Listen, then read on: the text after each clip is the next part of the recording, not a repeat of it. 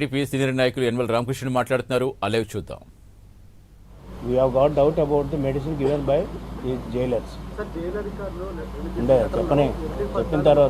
చెప్పిన తర్వాత అడుగు అంచేత ఆ మెడిసిన్ మీద కూడా డౌట్ ఉంది. ఏం మెడిసిన్లు ఇచ్చారో అది మా పర్సనల్ డాక్టర్స్ ఉంటారు, వాళ్ళు చూడాలి. ఎంచేతంటే ఒక్కొక్క మెడిసిన్ రియాక్షన్ వచ్చేటువంటి ప్రమాదం కూడా ఉంటుంది. ఆ మెడిసిన్ చూడకుండా ఏంటంటే ఆయన కంటిన్యూస్గా ఆయనకి షుగరు ఇవన్నీ ఉంటాయి, కొన్ని వీక్నెస్ ఉండొచ్చు బహుశా మంచి ఏజ్ని బట్టి. దాని మీద ఏదైనా మందు వాడితే రియాక్షన్ కూడా రావడానికి అవకాశం ఉంది. కానీ ఆ మందులు కూడా మా ప్రైవేట్ డాక్టర్, ఆయన పర్సనల్ డాక్టర్ చెక్ చేయవలసినటువంటి అవసరం ఉంటుంది. అది కూడా పర్మిట్ చేయాలి చేయలేదు. అదేవిధంగా ప్రైవేట్ డాక్టర్స్, ఆయన పర్సనల్ డాక్టర్స్ ఉన్నారు, ఆ పర్సనల్ డాక్టర్స్ని కూడా వాళ్ళు పర్మిట్ చేయాలి. కావాలంటే మీ డాక్టర్స్ గవర్నమెంట్ డాక్టర్ సమక్షంలోనే పరీక్షలు చేస్తారండి. అంచేత మీరేదో సొంతంగా డాక్టర్ని పిలుచుకుని మీరేదో టెస్టులు చేసి ఆ బాగున్నటువంటి టెస్టులు అన్నీ చూపించి అంతా నార్మల్, దీన్ని గుడ్ ఆర్డర్ అని ఒక రిపోర్ట్ ఇచ్చేసినంతలో రేపు ఆయన ఆరోగ్యం పాడే ఏదైనా క్షీణిస్తే బాధ్యుడు ఎవరని అడుగుతున్నాను. ఈ రాష్ట్రాన్ని పరిపాలించేటువంటి దుర్మార్గు జగన్మోహన్ రెడ్డి బాధ్యుడు. చెప్పండి.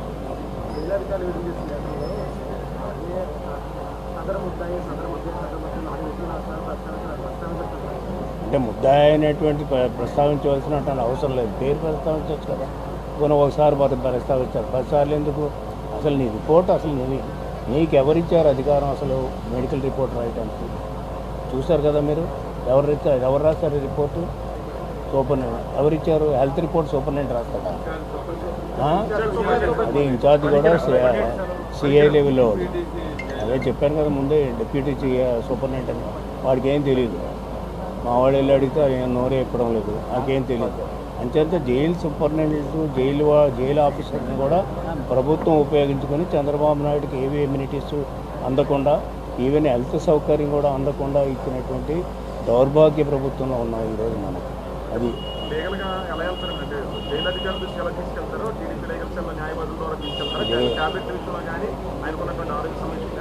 రెండు రకాలు ఉంటాయి.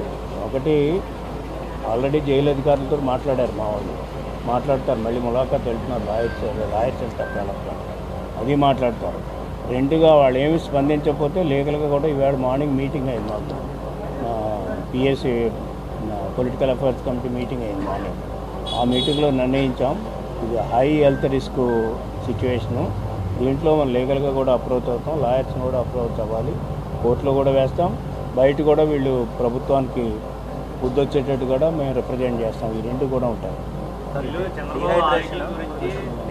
గవర్నమెంట్ హాస్పిటల్కి రెఫర్ చేయాలి, ఒక లెటర్ రాశారు, ఆరోగ్యం పోలేదు, డాక్టర్స్ని ఏర్పాటు చేయండి, ఇది ఇమీడియట్ యాక్షన్ వెంటనే తీసుకోవాలని ఆర్డర్ ఇచ్చిన తర్వాత అదే ఆర్డర్ మళ్ళీ ఇప్పుడు వీళ్ళు తిరిగి ఏదైతే టెస్టులు చేస్తామో 2 డాక్టర్లు వేసాం, పేరు చూడారన ఇచ్చిన తర్వాత వీళ్ళకి అప్పు లేదు కదా పూర్తిగా ఆరోగ్యం పట్ల మళ్ళీ వాళ్ళే అడిగితే వాళ్ళు 2 డాక్టర్లు మీకు చెప్పకూడదండి, మాకు ఆదేశాలు ఉన్నాయని.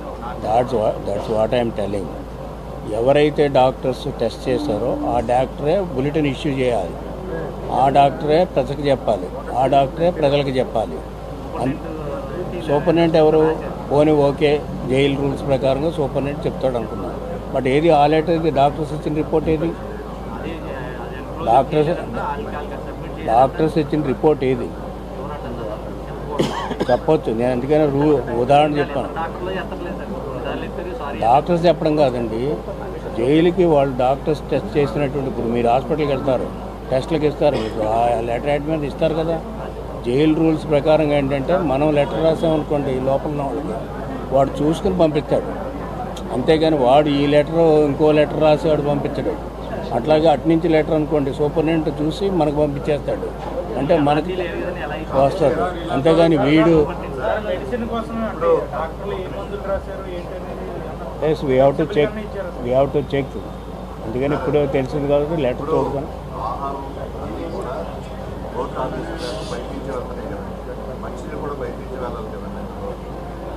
మంచినీళ్ళు కూడా వెళ్తున్నాయి. దాంట్లో మేమేమన్నాం, మంచినీళ్ళు వెళ్తున్నాయి. ఇప్పుడు స్నానాలు చేసేటప్పుడు అది ఏంటంటే ఓవర్ హెడ్ ట్యాంక్ వెళ్ళే నీరు ఏంటంటే బోర్ నీరు స్పాయిల్ అవడానికి కూడా అవకాశం ఉంది. తర్వాత ఓవర్ హెడ్ ట్యాంక్ కూడా ఎప్పుడు క్లీన్ చేస్తున్నారో ఎవరికి తెలియదు. దాంట్లో కీటకాలు కూడా చేరే పరిస్థితి ఉంటుంది. ఆ వాటర్ తోటి స్నానం చేయవలసి వస్తుంది. మంచినీళ్ళు మేము పంపిస్తున్నాం, ఫుడ్ మేము పంపిస్తున్నాం కోర్టు డైరెక్షన్ ప్రకారంగా. ఈ హెల్త్ చెకప్ మాత్రం కోర్టు డైరెక్షన్ లేదు. వీళ్ళు ఒకవేళ మాకు హెల్త్ బాగాలేదని చెప్తే డాక్టర్ని పిలిపించారు. నేను అనేది ఏంటంటే డాక్టర్లు టెస్టులు చేసిన వాళ్ళు వాళ్ళ సర్టిఫికేట్ ఎక్కడుంది, వాళ్ళు ఎందుకు ఇవ్వరు? వాళ్ళు లెటర్ యాడ్ మీద ఇస్తారు కదా. ఓకే, అది మాకు డైరెక్ట్గా ఇవ్వకపోవచ్చు, నీ కవరింగ్ లెటర్లో ఇవ్వాలి కదా. అది మాకు నువ్వెవరు అసలు? Is a doctor, superintendent, deputy superintendent is a doctor.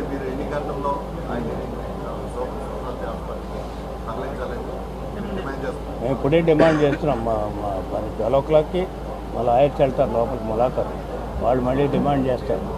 ఒకవేళ మా డిమాండ్ కానీ ఒప్పుకోకపోతే, ఎందుకంటే ఒక సీనియర్ పొలిటీషియన్, తర్వాత 14 సంవత్సరాలు సీఎం చేసినటువంటి వాళ్ళు, వీళ్ళకి స్పెషల్ ఇమ్యూనిటీస్ ఉండాలి కంపల్సరీగా. మనం చూస్తాం, చాలా కేసులు చూస్తాం, వరల్డ్ వైడ్ చూస్తాం కేసు.